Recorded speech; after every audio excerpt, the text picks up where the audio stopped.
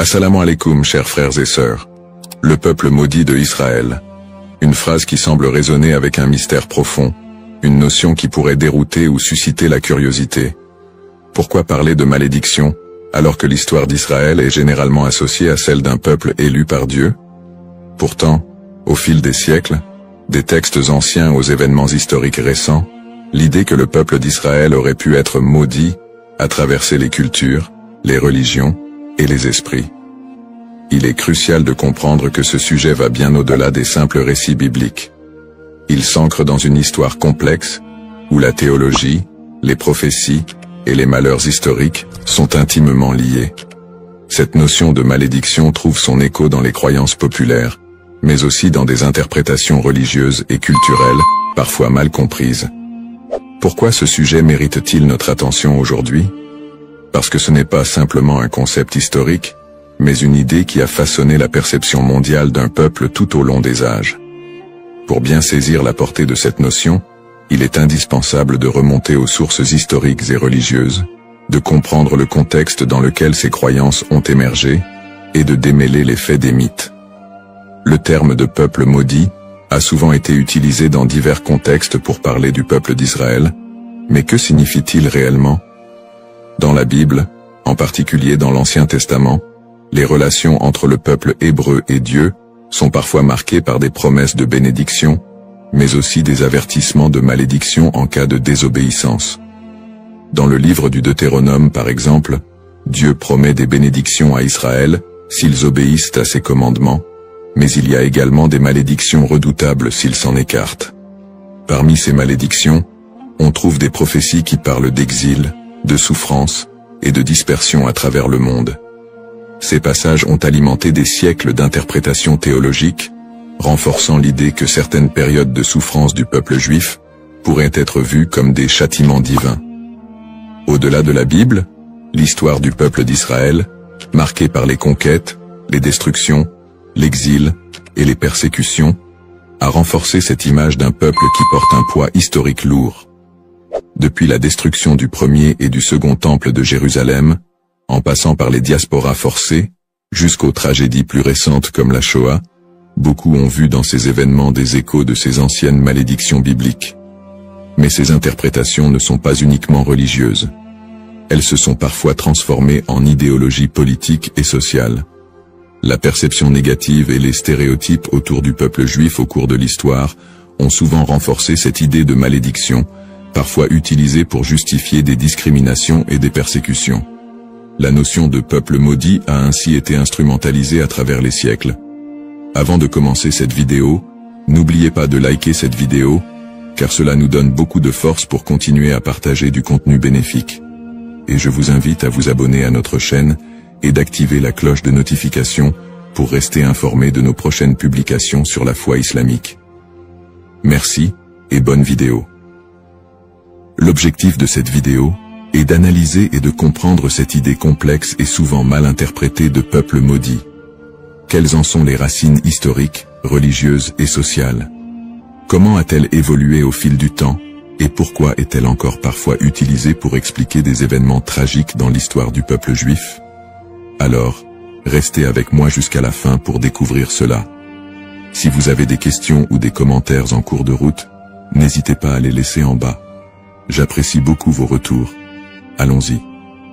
Au cours de cette vidéo, nous allons explorer les textes religieux qui évoquent cette malédiction, en particulier la Bible et d'autres écrits anciens.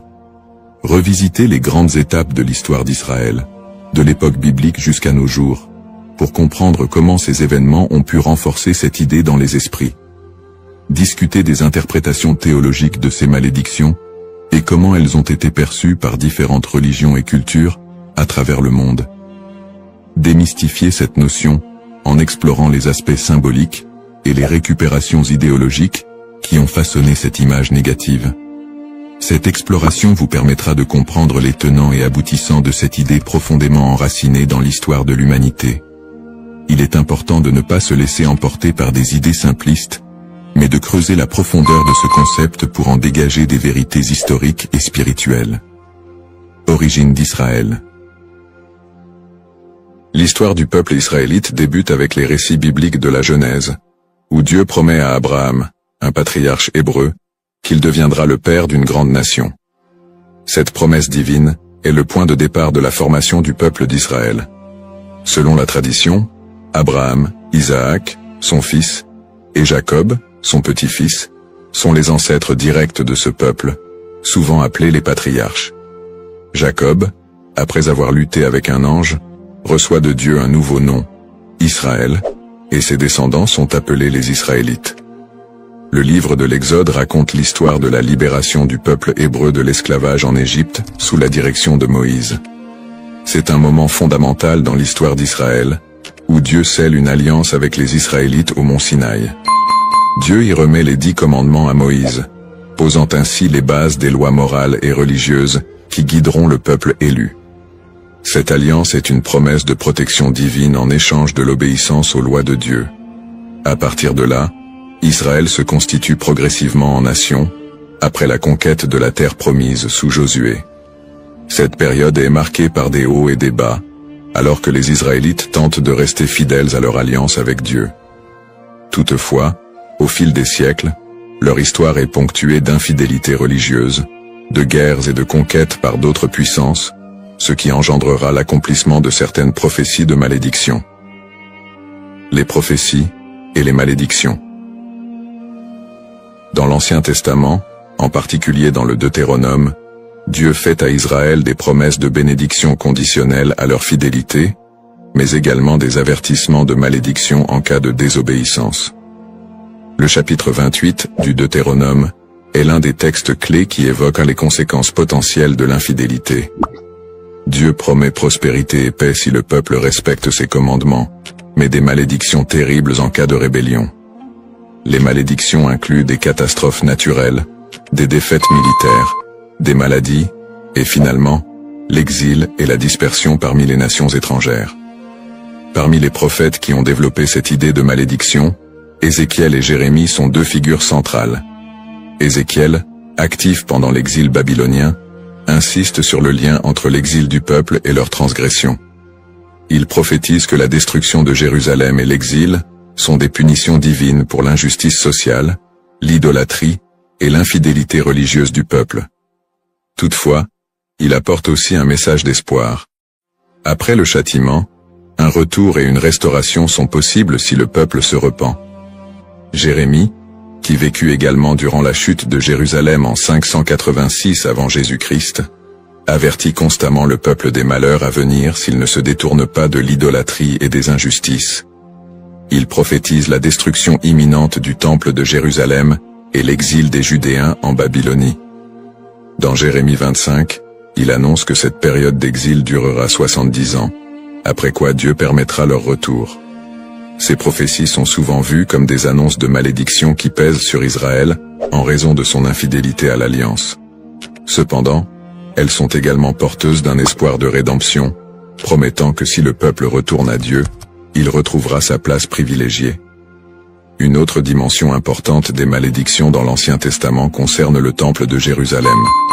La destruction du premier temple par les Babyloniens en 586 avant Jésus-Christ, puis la destruction du second temple par les Romains en 70 après Jésus-Christ, sont vus comme des châtiments pour la désobéissance du peuple.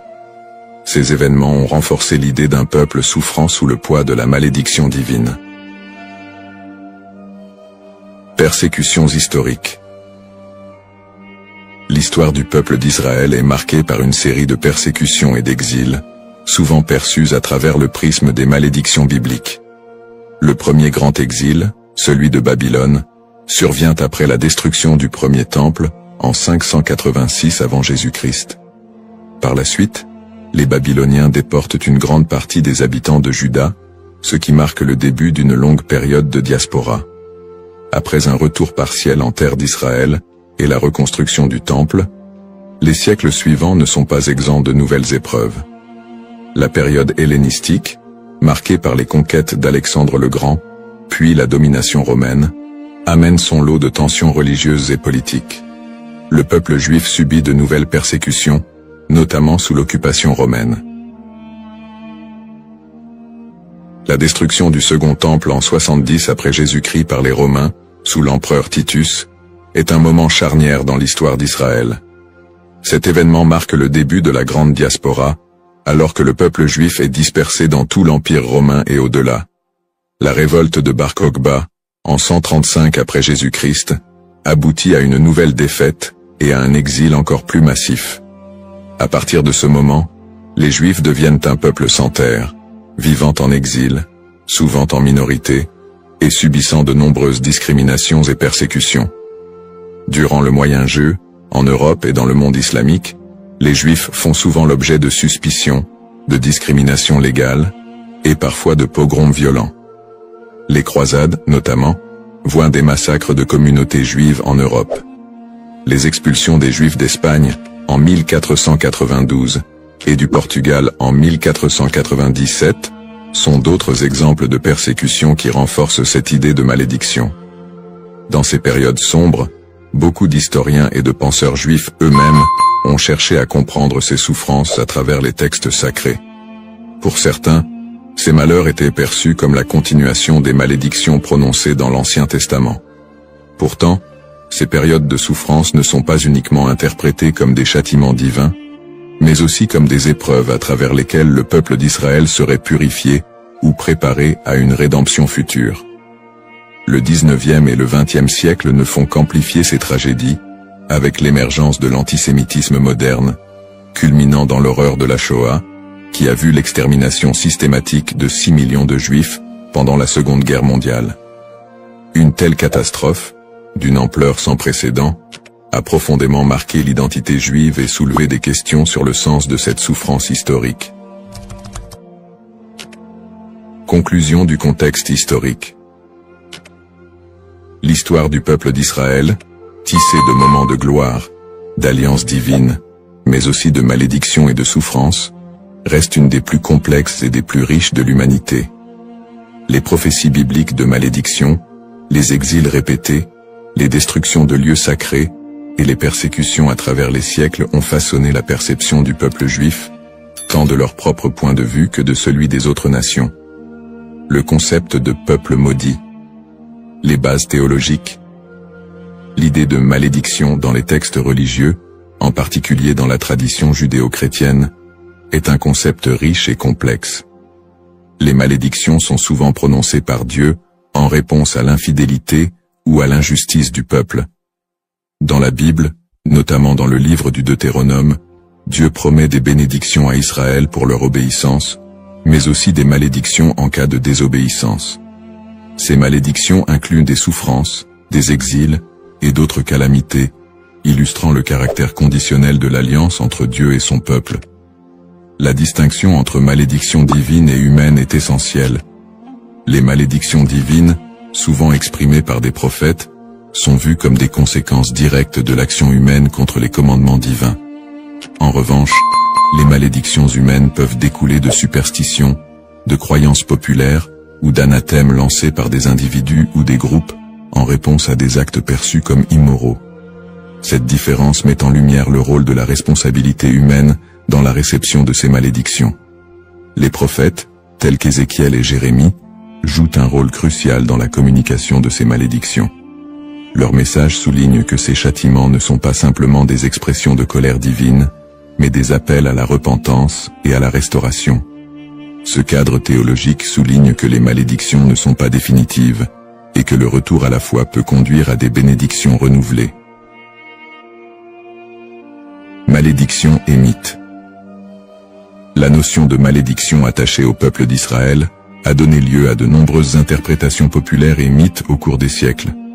Dans les traditions chrétiennes et islamiques, des récits sur le peuple juif ont souvent été associés à des idées de punition divine.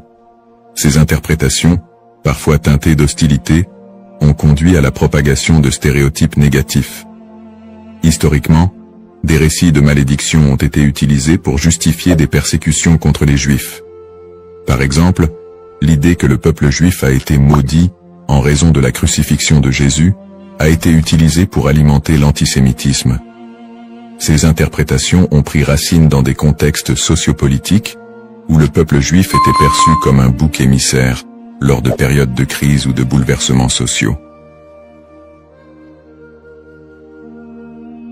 La manière dont ces malédictions ont été comprises et transmises à travers les siècles a également façonné les perceptions collectives du peuple juif. Les récits de souffrance et de malédiction ont souvent été amalgamés dans la culture populaire, créant un imaginaire collectif qui persiste jusqu'à aujourd'hui. Cette dynamique entre malédiction et mythe a ainsi contribué à la stigmatisation du peuple juif à travers l'histoire. Analyse moderne.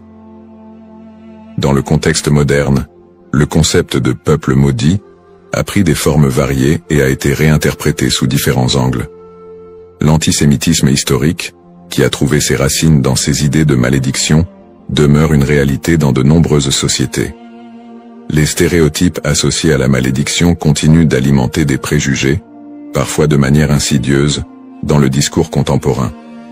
Cependant, avec l'essor des mouvements de droit civique et des études critiques sur l'antisémitisme, il y a eu une tentative de déconstruire cette notion de malédiction. Des intellectuels et des théologiens contemporains cherchent à recontextualiser les récits bibliques en mettant en avant le message de rédemption et de justice qui les sous-tend. L'idée que les souffrances du peuple juif sont uniquement le résultat de la malédiction divine est de plus en plus contestée, au profit d'une approche qui valorise la résilience et l'identité culturelle du peuple juif. De plus, dans le cadre des dialogues interreligieux, il est crucial de dépasser les interprétations qui associent la souffrance à une malédiction éternelle. Les traditions religieuses sont de plus en plus appelées à collaborer pour combattre les préjugés et promouvoir la compréhension mutuelle. Dans ce contexte, le concept de malédiction est réévalué, non pas comme une fatalité, mais comme une occasion de réflexion sur les injustices sociales et historiques. En somme, le concept de peuple maudit est profondément ancré dans l'histoire religieuse et culturelle. Il invite à une réflexion sur la manière dont les textes sacrés et les croyances ont été interprétés à travers les âges, souvent avec des conséquences tragiques. L'exploration de ce thème permet non seulement de mieux comprendre les défis historiques du peuple juif, mais aussi de s'engager dans un dialogue constructif sur les identités et les histoires partagées dans le monde contemporain. La diaspora et les épreuves du peuple juif vit en diaspora. La diaspora juive, qui a débuté avec l'exil babylonien au VIe siècle avant J.C., a été marquée par une série de défis sans précédent. Une fois dispersé à travers le monde, le peuple juif a dû naviguer dans des environnements souvent hostiles. Les communautés juives ont fait face à des persécutions, à des migrations forcées et à la ghettoisation, qui ont toutes contribué à forger leur identité collective. Dans de nombreux pays, les Juifs étaient considérés comme des étrangers, souvent sujets à la méfiance et à la stigmatisation. Dans l'Europe médiévale, par exemple, ils étaient fréquemment accusés de diverses calamités, comme la peste noire, et ont été victimes de violences antisémites. Les Juifs étaient souvent contraints de vivre dans des quartiers séparés, appelés ghettos, où leur liberté était limitée. Cette ghettoisation a servi à isoler les communautés juives, créant un environnement d'exclusion qui a renforcé les stéréotypes négatifs. Les migrations forcées ont également eu un impact considérable sur la vie juive en diaspora. Des expulsions massives, comme celle des Juifs d'Espagne en 1492, ont conduit à une dispersion rapide vers des régions comme l'Empire ottoman, le nord de l'Afrique et plus tard les Amériques. Ces déplacements ont souvent été motivés par des conditions de vie insupportables et des menaces physiques, mais ils ont également permis aux Juifs de préserver et d'adapter leur culture dans de nouveaux contextes. Malgré ces défis, les communautés juives ont réussi à maintenir leurs traditions et à s'adapter aux réalités locales. Elles ont développé des réseaux de solidarité, créant des institutions éducatives et religieuses pour assurer la transmission de leur héritage culturel et spirituel. Cette résilience face à l'adversité est une caractéristique marquante de l'expérience juive en diaspora. Les pogroms et l'Holocauste. Les pogroms, qui ont commencé en Europe à partir du IXe siècle, illustrent la violence persistante à laquelle les Juifs ont été confrontés. Ces émeutes violentes, souvent encouragées par des autorités locales, ont mené à des massacres, à des pillages et à des destructions de synagogues. Un des pogroms les plus connus est celui de Kitchinev en 1903, qui a entraîné la mort de dizaines de Juifs et laissé des centaines d'autres blessés.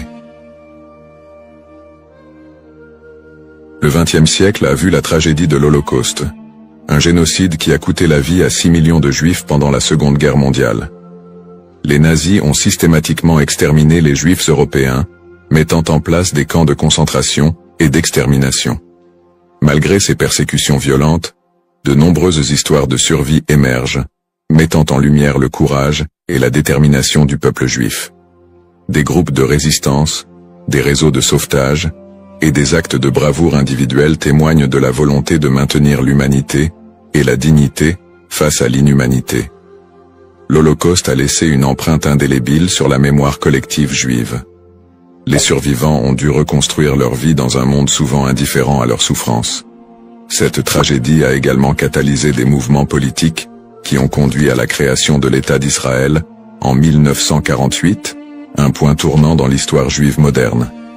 Lutte pour l'identité et la terre promise. Les épreuves subies par le peuple juif en diaspora ont profondément influencé son identité collective. Face à l'adversité, une identité juive résiliente a émergé, mêlant traditions séculaires, pratiques religieuses et un sentiment d'appartenance à une histoire commune.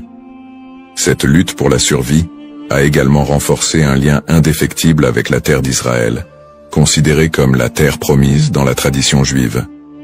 Ce lien a été ravivé tout au long de l'histoire, notamment lors des mouvements sionistes du XIXe et du XXe siècle, qui ont cherché à établir un foyer national juif en Palestine. Pour de nombreux juifs, la terre d'Israël représente non seulement un lieu géographique, mais également un symbole de liberté, d'identité et d'unité. Les événements tragiques de l'histoire juive, comme l'Holocauste, ont également renforcé l'urgence de cette quête, suscitant un mouvement pour un retour à la terre d'Israël.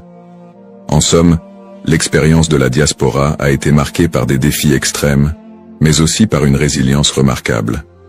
Les persécutions, les pogroms et l'Holocauste ont non seulement laissé des cicatrices, mais ont également façonné une identité juive forte, ancrée dans une histoire partagée et un attachement profond à la terre d'Israël. Ce processus de formation de l'identité juive, en réponse aux épreuves, continue de jouer un rôle crucial dans la vie des Juifs du monde entier aujourd'hui. Le retour en Israël et l'État moderne, sionisme et création de l'État d'Israël.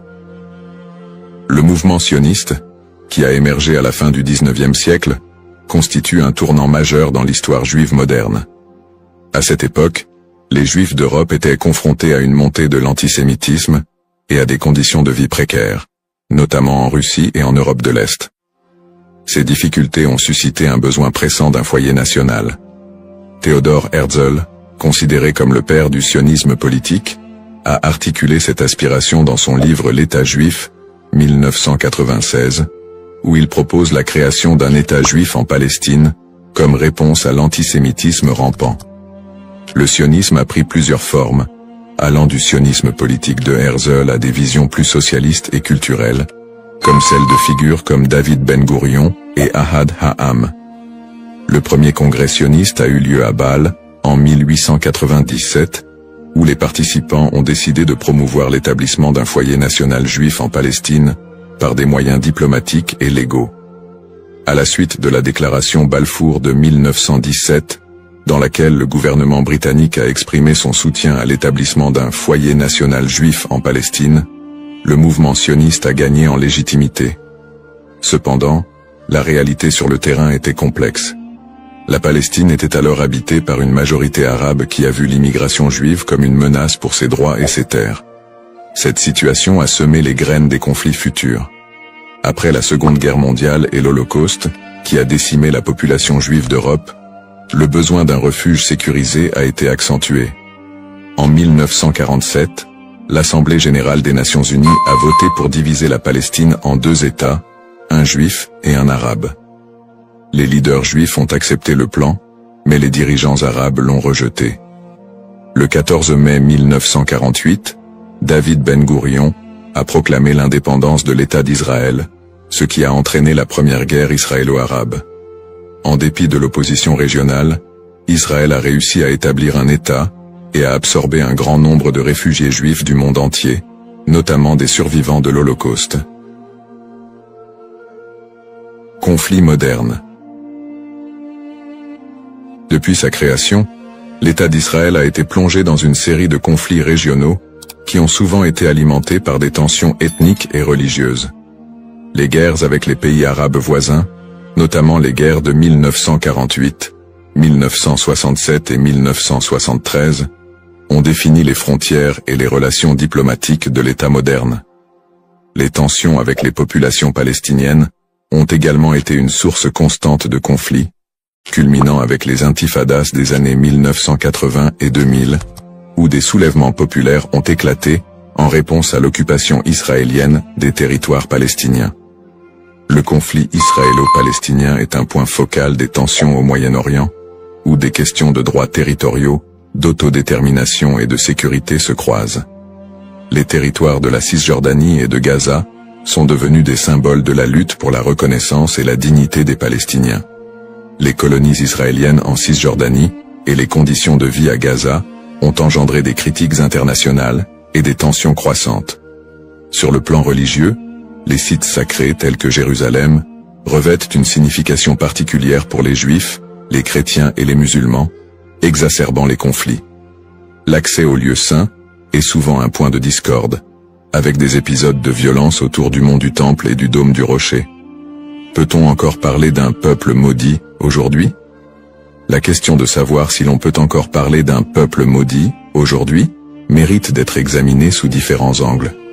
D'une part, le peuple juif a par moments été perçu comme victime d'une malédiction, surtout dans le contexte des souffrances historiques, des persécutions et de l'Holocauste.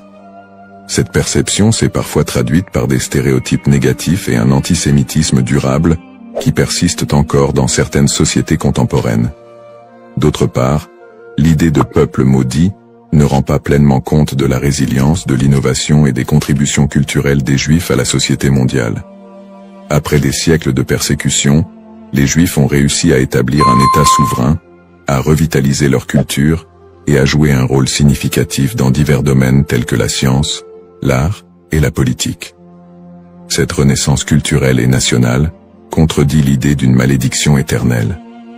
Aujourd'hui, beaucoup de Juifs se définissent non pas par leurs souffrances passées, mais par leur identité culturelle et leur engagement envers des valeurs de justice, de paix et de coexistence. L'État d'Israël, bien qu'encore confronté à des défis internes et externes, est un symbole de survie et de détermination pour de nombreux Juifs dans le monde. Ainsi, plutôt que de voir le peuple juif à travers le prisme d'une malédiction, il est plus approprié de reconnaître la complexité de son histoire, marquée par des luttes et des triomphes, et d'appréhender la diaspora juive comme une histoire d'espoir, de résilience et de quête d'identité. Dans cette exploration du thème du peuple maudit d'Israël, nous avons retracé l'histoire complexe des Juifs, de leurs origines dans l'Antiquité à leur établissement moderne en tant qu'État souverain. Nous avons examiné le contexte historique et religieux, en soulignant les épreuves de la diaspora, les persécutions et les tragédies comme les pogroms et l'Holocauste. En analysant le concept de malédiction, nous avons également vu comment il a été utilisé pour justifier des stéréotypes et des violences à l'encontre des Juifs au fil des siècles. Nous avons ensuite discuté du mouvement sioniste qui a mené à la création de l'État d'Israël en 1948, ainsi que des conflits régionaux qui en ont découlé, notamment avec les populations palestiniennes. Ces tensions, alimentées par des enjeux historiques, ethniques et religieux, continuent de façonner la réalité actuelle du pays. En réfléchissant à l'évolution du terme « maudit », il est crucial de reconnaître qu'il a souvent été employé de manière péjorative pour désigner le peuple juif et justifier des injustices. Cependant, au fil du temps, cette notion a été déconstruite. De nos jours, parler de peuple maudit ne rend plus compte de la diversité et de la résilience des communautés juives. Au contraire, il est essentiel de voir le peuple juif comme porteur d'une riche culture, d'une identité dynamique et d'une volonté indéfectible de vivre et de prospérer, malgré les défis historiques. Pour conclure, j'invite chacun d'entre vous à approfondir ce sujet fascinant et complexe. Prenez le temps d'explorer les multiples facettes de l'histoire juive, d'écouter des voix variées, et de réévaluer vos propres perceptions sur le peuple juif et son héritage. En favorisant la compréhension et l'empathie, nous pouvons tous contribuer à un dialogue constructif qui transcende les stéréotypes et promeut la paix et la coexistence. Le parcours historique du peuple juif est une leçon pour tous sur la résilience, l'identité et la quête de justice. Assalamu alaikum wa rahmatullahi wa barakatuh, chers frères et sœurs. Bienvenue sur notre chaîne, Parole d'Allah. Aujourd'hui, nous plongeons dans l'un des moments les plus spirituels de l'année, le mois de Ramadan. Ce mois béni, où les portes du paradis s'ouvrent et celles de l'enfer se ferment, est un moment de purification de l'âme et de rapprochement avec notre Créateur. Le Ramadan est une période durant laquelle notre lien avec Allah se renforce par la prière, le jeûne et surtout l'invocation, doua. Chaque prière et chaque doua prononcée en ce mois possède une force et une bénédiction particulière. Dans cette vidéo, nous allons explorer un doua spécifique, puissant et significatif que vous pouvez réciter pendant ce mois sacré. Nous verrons comment cette invocation peut transformer nos vies et nous rapprocher davantage de la miséricorde d'Allah. Avant de commencer cette vidéo, n'oubliez pas de liker cette vidéo, car cela nous donne beaucoup de force pour continuer à partager du contenu bénéfique. Et je vous invite à vous abonner à notre chaîne et d'activer la cloche de notification pour rester informé de nos prochaines publications sur la foi islamique. Partagez-la avec vos proches et laissez un commentaire pour me dire ce que vous en pensez. Merci et bonne vidéo. L'importance du doua dans le mois de Ramadan. Le mois de Ramadan est une période inégalée dans l'année où Allah accorde une miséricorde et une bénédiction infinie à ceux qui s'y consacrent pleinement. Parmi les plus grandes bénédictions de ce mois figure l'importance du doua. En effet, le prophète Muhammad, paix et bénédiction sur lui, a dit « Il y a 3 personnes dont l'invocation n'est jamais rejetée. Celui qui jeûne jusqu'à ce qu'il rompe son jeûne, le juste dirigeant, et celui qui fait doua pour son frère en son absence. » Tirmidhi. Ce hadith montre clairement que pendant le Ramadan, les invocations sont particulièrement efficaces et puissantes.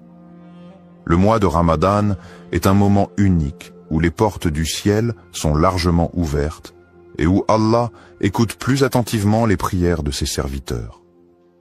C'est un mois de pardon et de miséricorde, une occasion en or pour demander à Allah ce que l'on désire, que ce soit la purification de l'âme, la guérison ou la bénédiction dans nos vies.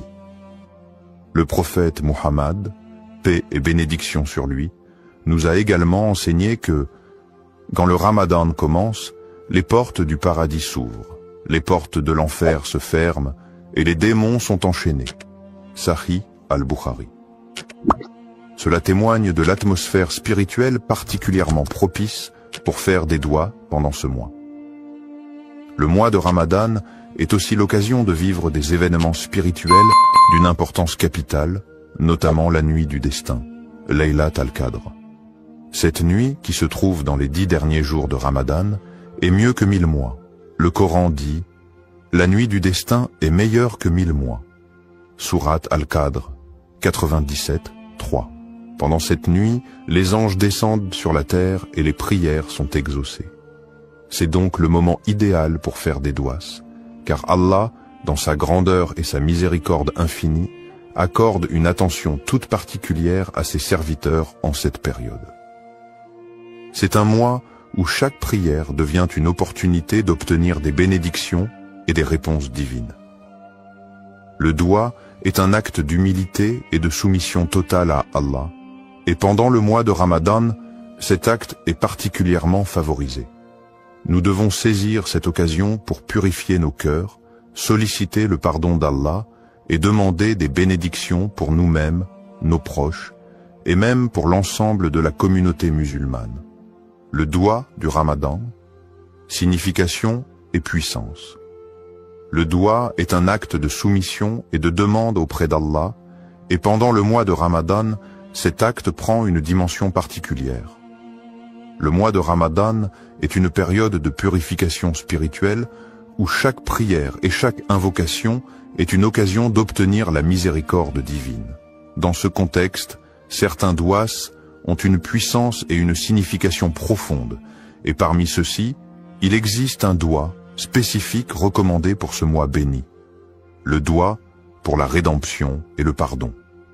Le doua pour la rédemption et le pardon. Un des douas les plus recommandés pendant le mois de Ramadan est le doua pour demander le pardon et la miséricorde d'Allah. Il s'agit de l'invocation suivante, souvent récitée durant ce mois sacré. Allahumma innaka afu, tuhibbul afu, fa'af anni. Allahumma innaka afuwun tuhibbu al-afwa fa'fu anni. Oh Allah, tu es pardonnant, tu aimes le pardon, alors pardonne-moi. Hadith rapporté par Al-Tirmidhi. Ce doua est une invocation très puissante et profonde. Elle est recommandée de manière spéciale durant les dernières nuits de Ramadan, notamment durant la nuit du destin, Laylat al-Qadr, lorsque les bénédictions et les bénédictions divines sont multipliées. Le doua exprime l'humilité et le besoin absolu de la miséricorde d'Allah. Signification des mots et impact spirituel. Chaque mot de ce doua est riche en signification et en implications spirituelles. Voici une explication détaillée de ces éléments clés. Allahumma innaka. Ce mot commence l'invocation par le nom d'Allah, une manière de se rappeler qu'Allah est celui vers qui toute demande doit être adressée. Ce début marque le recueillement, le respect et l'humilité devant Allah. Afuwun. Cela fait référence à la qualité divine d'Allah qui est pardonnant. Ce mot indique une forme de pardon bienveillant, plus que simplement accorder le pardon. Allah, dans sa grande miséricorde, ne se contente pas de pardonner les péchés, mais il efface leurs traces et les conséquences. C'est ce pardon purifiant qui est demandé ici. Tuhibbu al-afwa. Cette phrase signifie que tu aimes le pardon. Cela nous rappelle que le pardon est une qualité précieuse dans l'islam. Et Allah non seulement pardonne, mais il aime pardonner à ses serviteurs qui se repentent sincèrement. Il est la source de tout pardon et aime purifier ceux qui se tournent vers lui avec un cœur sincère. Fa'fu anni. Ici, on demande directement à Allah de pardonner nos fautes. Le mot fa'fu est plus que le simple pardon. Il implique l'effacement total des péchés et des erreurs, une grâce qui est renouvelée chaque jour pendant le mois de Ramadan. Cette invocation, d'une simplicité apparente, est profondément spirituelle. Elle illustre parfaitement l'âme du Ramadan, qui est un mois de purification, de repentance et de réconciliation avec Allah. Le doua fait appel à la miséricorde d'Allah, à sa volonté de pardonner et à sa bienveillance infinie. Il invite les croyants à se tourner vers Allah avec une foi totale, en reconnaissant leurs faiblesses et en demandant une purification divine. Connexion à la miséricorde divine. Le mois de Ramadan est le mois où la miséricorde divine atteint son paroxysme. En demandant pardon, le croyant ne fait pas qu'accepter la rédemption de ses péchés, mais aussi il s'engage dans un processus de purification de l'âme. Allah nous enseigne dans le Coran que sa miséricorde couvre toutes choses, et cette miséricorde est particulièrement active pendant le mois de Ramadan. Le prophète Muhammad, paix et bénédiction sur lui, a dit « Celui qui jeûne pendant le mois de Ramadan avec foi et espérant la récompense d'Allah, ses péchés passés lui seront pardonnés. » Sahih al-Bukhari. Le doua pour le pardon est une clé pour accéder à cette miséricorde. Ce mois de Ramadan est, pour chaque musulman, une occasion de se libérer des chaînes de ses péchés, de se purifier et de se rapprocher de la clémence infinie d'Allah. La répétition de ce doua crée une connexion constante avec la miséricorde divine et rappelle aux croyants qu'Allah est toujours prêt à pardonner ceux qui reviennent vers lui avec sincérité. Bénédictions liées à l'écoute de ce doua. Les bénédictions de ce doua sont innombrables. Lorsque nous récitons cette invocation, nous sollicitons le pardon d'Allah et en retour, Allah nous accorde plusieurs bénédictions spirituelles, le pardon des péchés. Comme mentionné précédemment, réciter ce doua avec foi et sincérité efface nos péchés, même les plus grands. La purification du cœur, la miséricorde divine, demandée dans cette invocation, purifie le cœur du croyant, enlevant l'orgueil, la colère et la rancune. La proximité d'Allah. En demandant pardon à Allah, nous établissons un lien plus intime avec lui. Le doua nous rappelle que nous sommes toujours dépendants de sa miséricorde et que notre relation avec lui est celle d'un serviteur humble. Les bénédictions dans la vie. Le pardon d'Allah pendant le Ramadan se traduit également par des bénédictions dans notre vie quotidienne. Ces bénédictions peuvent se manifester sous forme de paix intérieure, de prospérité spirituelle et matérielle, et d'un sentiment général de bien-être. En conclusion, le doua du Ramadan est une clé spirituelle puissante qui ouvre les portes de la miséricorde d'Allah et nous permet de vivre ce mois sacré dans une pureté renouvelée. En le récitant sincèrement, nous espérons être touchés par la miséricorde divine et bénéficier de toutes les bénédictions qu'Allah réserve à ceux qui cherchent son pardon. Histoire inspirante. Un doua écouté pendant Ramadan. Il y a quelques années, un frère musulman nommé Ahmed vivait un moment difficile dans sa vie. Il avait perdu son emploi, sa situation financière était instable et il ressentait une profonde inquiétude quant à son avenir. Chaque jour, il se battait contre la peur et le doute, se demandant s'il serait capable de subvenir à ses besoins et à ceux de sa famille. En ce mois de Ramadan, il décida de se tourner pleinement vers Allah, espérant que ce mois sacré, porteur de bénédictions, serait l'occasion pour lui de trouver une réponse divine. Ahmed avait toujours été un croyant fidèle, mais dans ces moments de détresse, sa foi était mise à l'épreuve. Il se souvint des paroles du prophète Muhammad, paix et bénédiction sur lui. Il n'y a rien de plus noble que de faire appel à Allah avec une invocation sincère, et Allah répondra, mais selon ce qui est meilleur pour vous. Sahih Muslim. Conscient de la miséricorde infinie d'Allah, il se dit qu'il devait faire confiance à Allah, peu importe l'issue de sa situation. Durant les nuits du Ramadan, Ahmed s'isola dans sa chambre après la prière de Tarawih, un moment calme où il pouvait se concentrer pleinement sur son invocation. Avec une profonde humilité et sincérité, il leva les mains vers Allah et récita ce doua. Allahumma inni abduk wa ibnu abdik wa ibnu ummatik, nasiyati biyadik, maadin fi hukmik, adlu fi qada'uk, أسألك بكل اسم هو لك سميت به نفسك أو أنزلته في كتابك أو علمته أحدا من خلقك أو استأثرت به في علم الغيب عندك أن تجعل القرآن ربيع قلبي ونور صدري وجلاء حزني وذهاب همي اللهم إني عبدك وابن عبدك وابن آمتك ناسيتي بيدك معذ في حكمك عدل في قضائك أسألك بكل اسم هو لك سميته به نفسك أو أنزلته في كتابك أو علمته أحدا من خلقك أو استأثرت به في علم الغيب عندك أن تجعل القرآن رب قلب ونور صدر وجلاء حزن وذهب همع. Ô Allah, je suis ton serviteur, fils de ton serviteur et fils de ta servante. Mon destin est entre tes mains et tout ce que tu ordonnes est juste et équitable.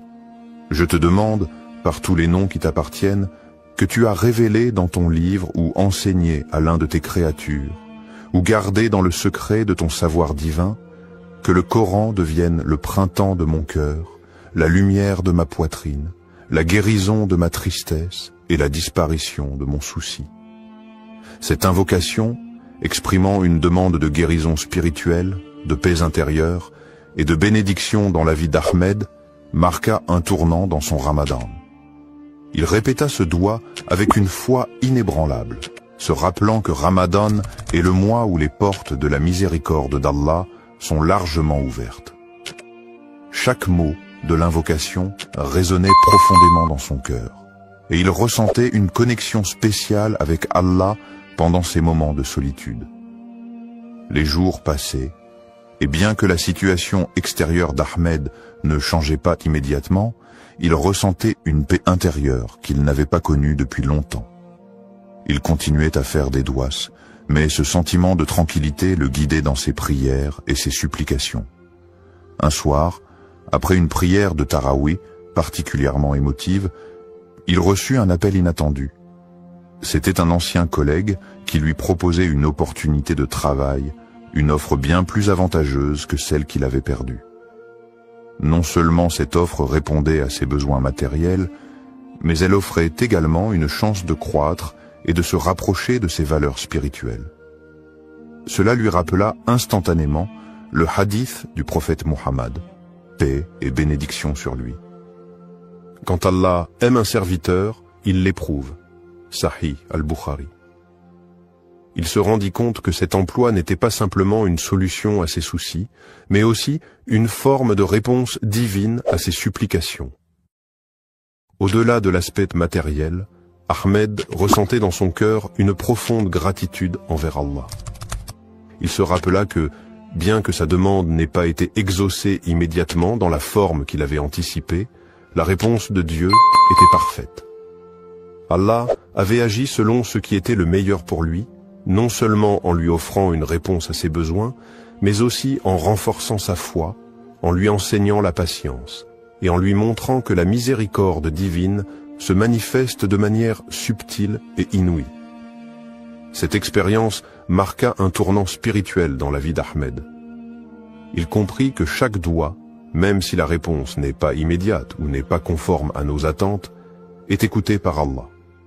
Parfois, la réponse vient sous une forme différente de ce que nous imaginons, mais elle est toujours en accord avec ce qui est le mieux pour nous. Ce Ramadan, il apprit à se remettre complètement entre les mains d'Allah, à faire confiance à son plan, et à voir chaque épreuve comme une occasion d'approfondir sa foi. L'histoire d'Ahmed nous rappelle que chaque doua, pendant Ramadan, est un acte de foi, une forme de soumission à Allah. Parfois, les bénédictions ne sont pas visibles tout de suite, mais elles sont toujours présentes, enveloppées dans la sagesse et la miséricorde d'Allah. Les conditions du doua acceptées, ce qu'Allah attend de nous dans le mois béni de Ramadan et tout au long de l'année, les invocations, douas, sont une occasion précieuse pour les croyants de se rapprocher d'Allah et de solliciter ses bénédictions. Toutefois, pour que notre doua soit accepté, il y a des conditions que nous devons remplir, des comportements que nous devons adopter. Allah, dans sa miséricorde infinie, répond à nos prières, mais cette réponse dépend souvent de la sincérité de notre cœur et de notre engagement envers lui. Première, la sincérité dans la prière et la pureté d'intention. La première condition pour qu'un doua soit accepté est la sincérité du cœur. Lorsque nous élevons nos mains en supplication, nous devons nous assurer que notre demande vient d'un cœur pur, exempt de toute hypocrisie. Le prophète Muhammad, paix et bénédiction sur lui, a dit « Lorsque vous invoquez Allah, invoquez-le avec un cœur pur. » Sunan at-Tirmidhi.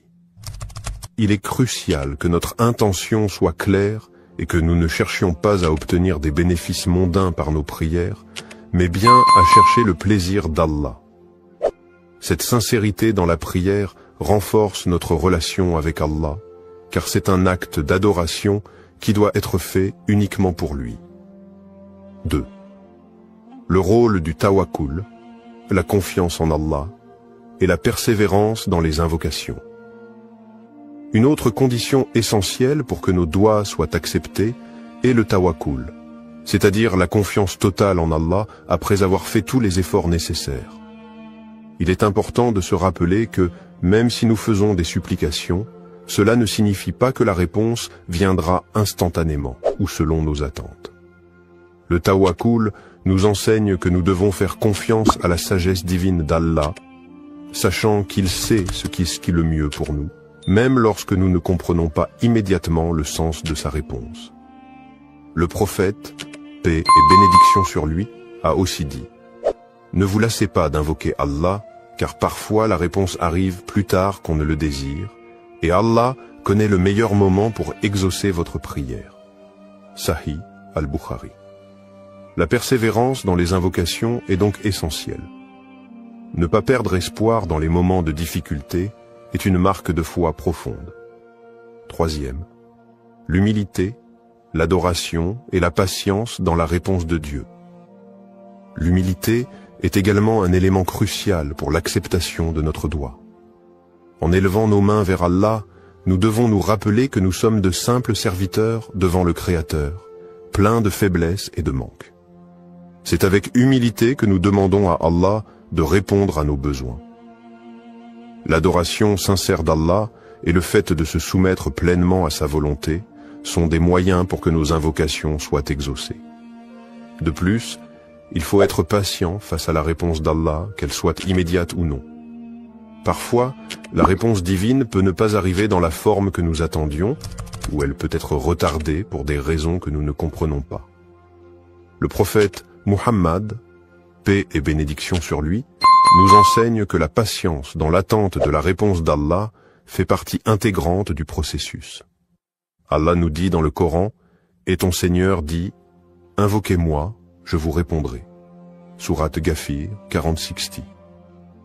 Mais cette réponse peut arriver de manière différente, sous forme de bénédiction, de protection, ou de tests qui renforcent notre foi. En conclusion, pour qu'un doua soit accepté, nous devons répondre à ces conditions essentielles, la sincérité de l'intention, la confiance totale en Allah, tawakkul, la persévérance dans les invocations, l'humilité dans notre supplication et la patience face à la réponse de Dieu. En agissant selon ces principes, nous cultivons une relation spirituelle profonde avec notre Créateur, et nos doigts sont davantage susceptibles d'être exaucés. Mais au-delà de l'exaucement immédiat, nous devons toujours garder à l'esprit que chaque réponse d'Allah est parfaite, et qu'elle vient dans le meilleur des moments et selon sa sagesse infinie. Le doua comme moyen de purification spirituelle. Le mois de Ramadan n'est pas seulement une période de jeûne et d'abstinence, mais également un moment sacré de purification spirituelle. C'est une occasion unique pour les croyants de se rapprocher d'Allah, de purifier leur âme et de renforcer leur foi. Parmi les moyens les plus puissants pour accomplir cette purification, il y a le doua ou l'invocation. Le doua pendant Ramadan ne sert pas seulement à demander de l'aide ou des bénédictions, mais il joue un rôle essentiel dans le processus de purification du cœur et de l'âme. Premier, le doua comme outil de purification du cœur. Lorsqu'un croyant fait un doua, il se tourne vers Allah avec sincérité et humilité, cherchant sa miséricorde et son pardon. Cet acte d'invocation permet de purifier le cœur en le débarrassant de tout orgueil, de tout mal et de toute négativité. Le prophète Muhammad, paix et bénédiction sur lui, a dit « Il n'y a rien de plus purifiant pour le cœur que de se rappeler d'Allah. » Sahih Muslim. Ainsi, chaque doua est une occasion de purifier son cœur en se souvenant constamment de la grandeur et de la miséricorde d'Allah. Le doua permet également de renforcer la relation intime avec Allah. En invoquant Allah, on reconnaît sa dépendance totale envers lui, ce qui éveille un sentiment profond de soumission et de gratitude. Ce processus aide à purifier le cœur des distractions mondaines et à focaliser notre attention sur ce qui est véritablement important dans la vie, l'adoration d'Allah. 2. L'aspect de repentance et d'auto-amélioration pendant le Ramadan. Le mois de Ramadan est le mois de la purification spirituelle par excellence. C'est un moment où les portes du pardon sont largement ouvertes et où chaque croyant a l'opportunité de se purifier par la repentance, tauba, et de demander pardon à Allah pour ses péchés passés. Le doua joue un rôle clé dans ce processus de repentance. En demandant pardon avec sincérité, le croyant se purifie de ses fautes et rétablit une connexion plus forte avec Allah. Le prophète Muhammad, paix et bénédiction sur lui, a dit « Quiconque demande pardon pendant le Ramadan, Allah lui pardonne. » Sunan al-Tirmidhi. Cette promesse divine est un rappel puissant de la miséricorde d'Allah.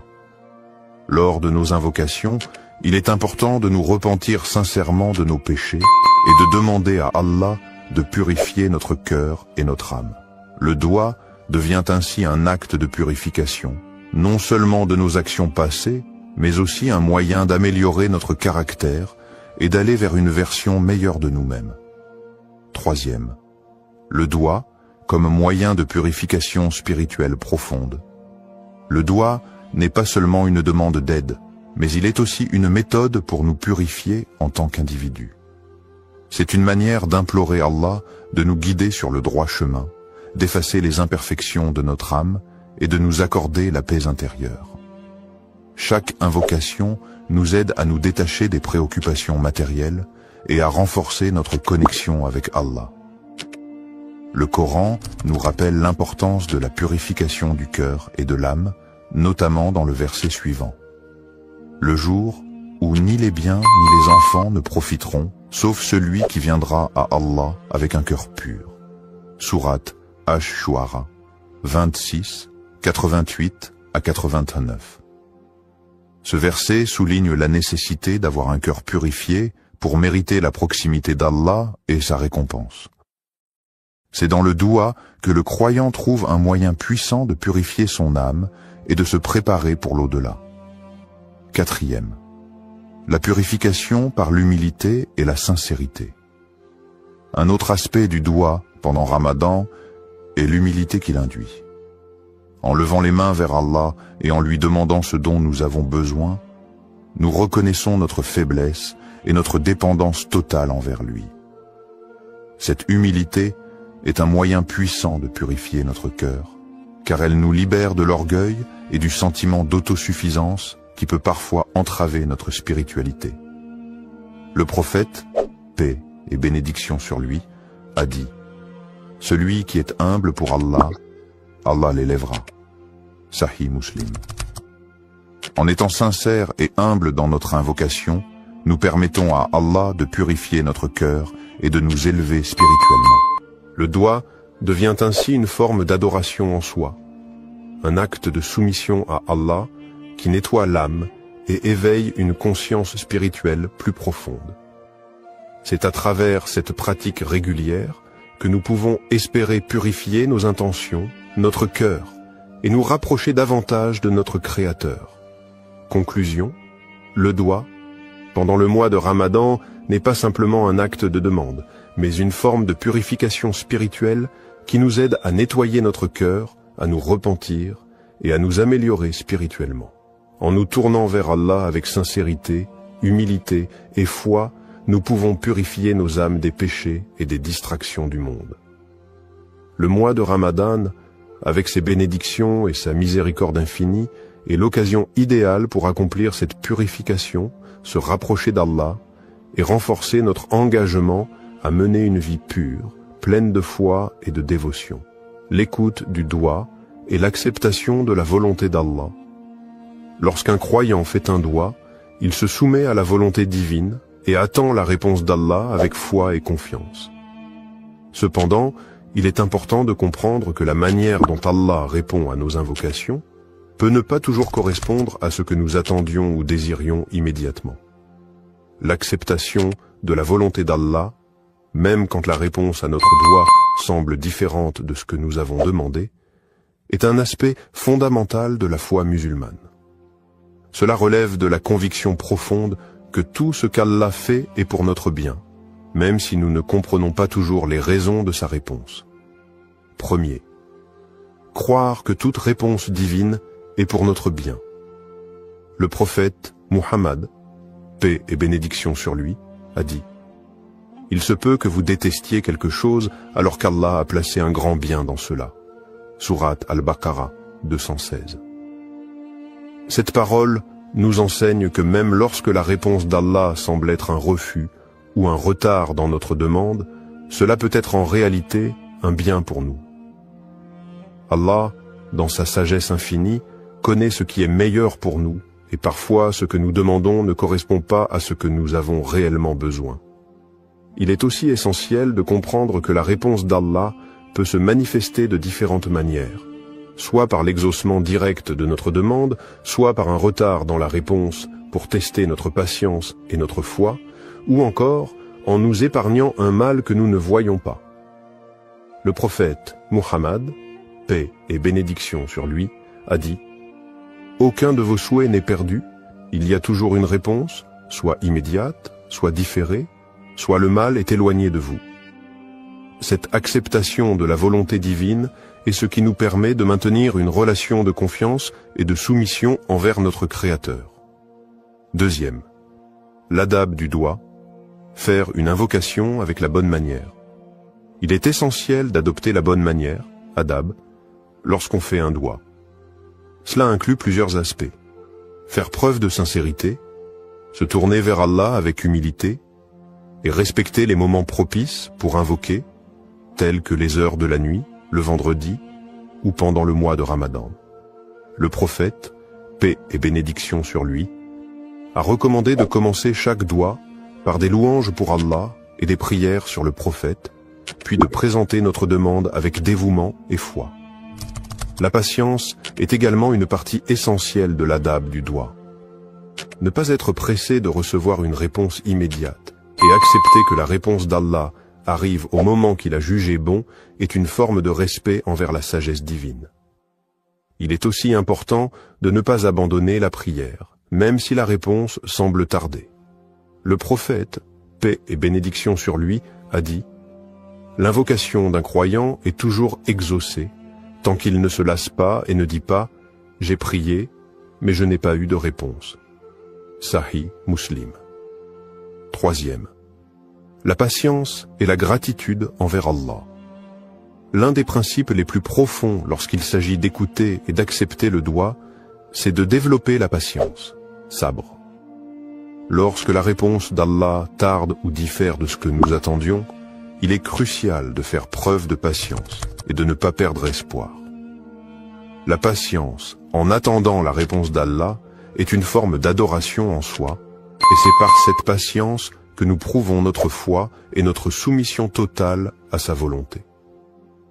La gratitude, shukr, envers Allah, que la réponse soit positive ou différente de ce que nous espérions, est également essentielle.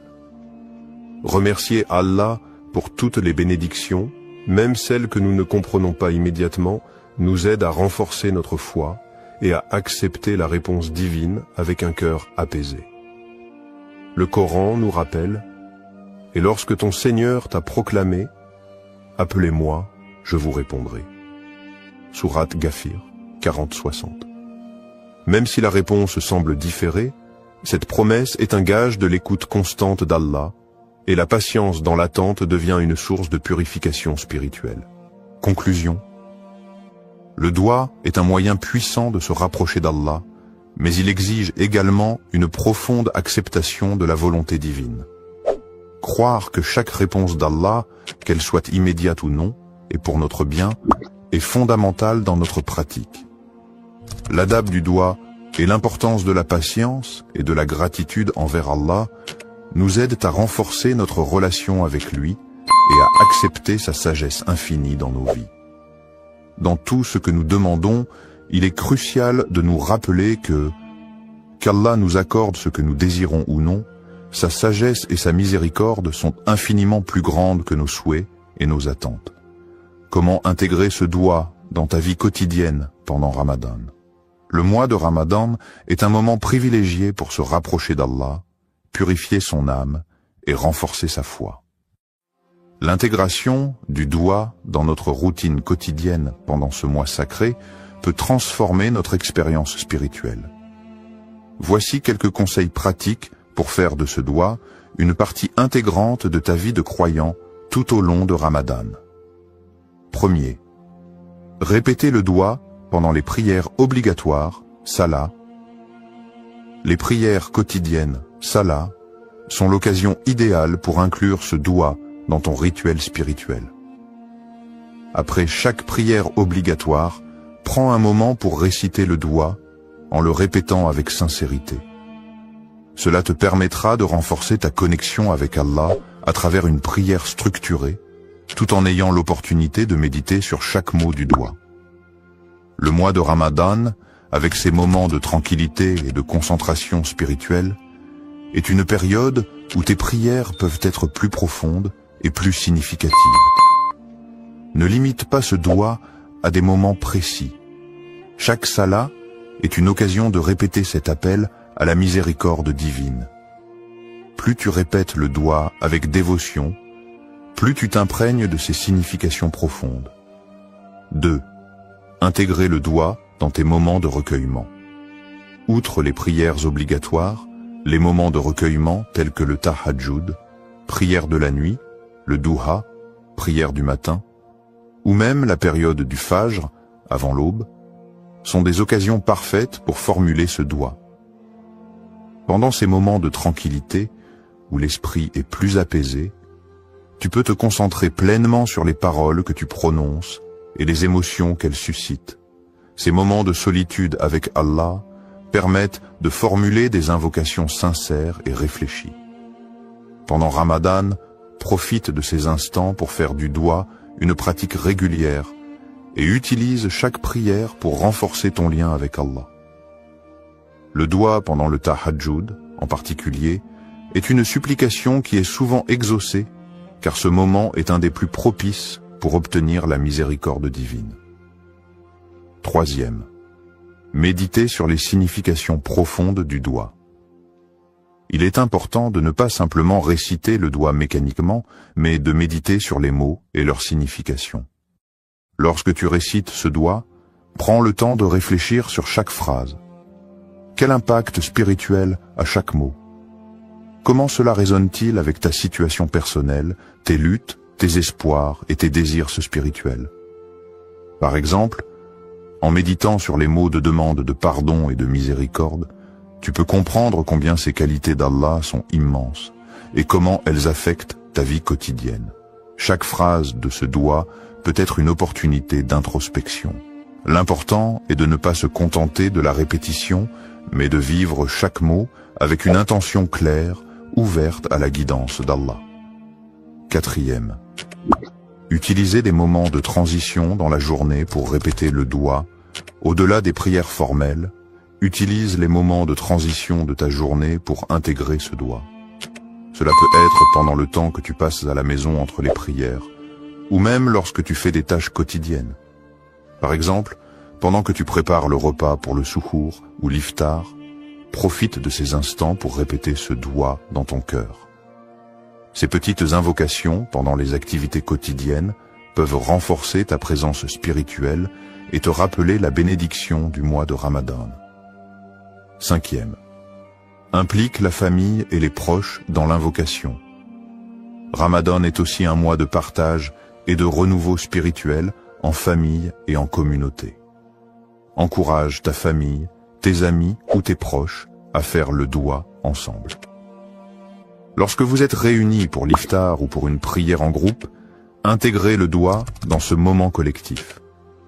Cela peut renforcer l'effet spirituel du doigt, non seulement pour toi, mais aussi pour ceux qui t'entourent. Conclusion. Le mois de Ramadan offre une occasion en or pour renforcer notre relation avec Allah, et intégrer ce doigt dans ta routine quotidienne est une manière puissante de vivre pleinement ce mois sacré. Que ce soit pendant les prières formelles, les moments de recueillement personnel, ou même dans les petites actions de la vie quotidienne, chaque instant est une opportunité de se rapprocher d'Allah. En méditant sur les significations du doigt, et en l'intégrant à toutes les facettes de ta vie, tu t'ouvres à la miséricorde d'Allah et tu renforces ta foi, faisant de ce mois un moment véritablement transformateur. Conclusion et appel à l'action. Le mois de Ramadan est une opportunité unique de se rapprocher d'Allah, de purifier notre cœur et de renforcer notre foi. Le doigt que nous avons exploré aujourd'hui est un moyen puissant d'attirer la miséricorde divine et de recevoir les bénédictions qu'Allah nous accorde généreusement pendant ce mois sacré. Je t'encourage à inclure ce doigt dans ta vie quotidienne pendant Ramadan, à le réciter avec sincérité et concentration, et à méditer sur ses significations profondes. Fais de ce doigt une partie intégrante de tes prières et de tes moments de recueillement. Que ce mois sacré soit une occasion de purification et de renouvellement spirituel. Si cette vidéo t'a inspiré, Partage-la avec tes proches, ta famille et tes amis. Invite-les à intégrer ce doigt dans leur vie aussi, pour que nous puissions tous bénéficier de la miséricorde infinie d'Allah. N'oublie pas que, même lorsque nous ne voyons pas immédiatement les résultats, Allah est toujours proche de nous et sa réponse est toujours pour notre bien. Pendant ce mois béni, confie-toi à Allah, persévère dans tes invocations et sois assuré que sa miséricorde englobe tout. Que cette période de Ramadan soit remplie de lumière, de paix et de bénédiction pour toi et tes proches.